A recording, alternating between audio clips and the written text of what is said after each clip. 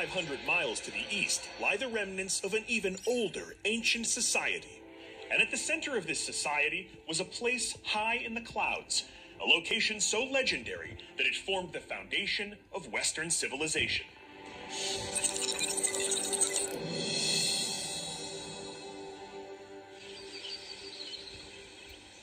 It's an overcast morning in the rugged Greek countryside. And rising up from the fog is a wave-shaped peak that has inspired countless epic stories. This is the fabled summit of Mount Olympus. It's not hard to see why Mount Olympus became a place of myth. At 10,000 feet tall, it's the highest mountain in Greece with more than 50 peaks. Throughout history, these mountains have been the stage for terrific battles between warring groups jockeying for control of the region.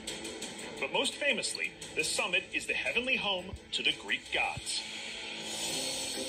Zeus, king of the gods, wielder of thunderbolts. Zeus's wife, Hera, who was also his sister, but, nothing weird about that. Zeus's brother, Poseidon, god of the seas. A bunch of Zeus's kids. Athena, goddess of wisdom. Aphrodite, goddess of love.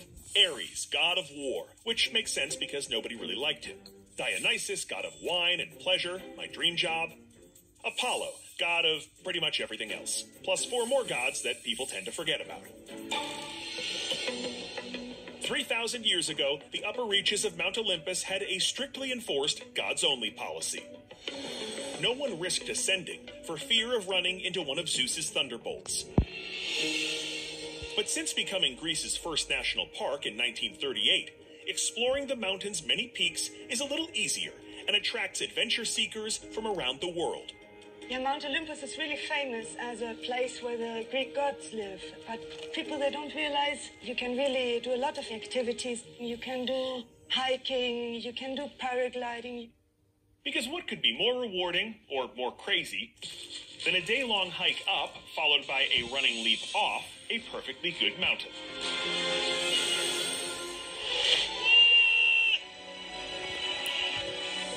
The mythology of Mount Olympus shaped ancient Greek culture, which in turn gave us democracy, philosophy, and drama.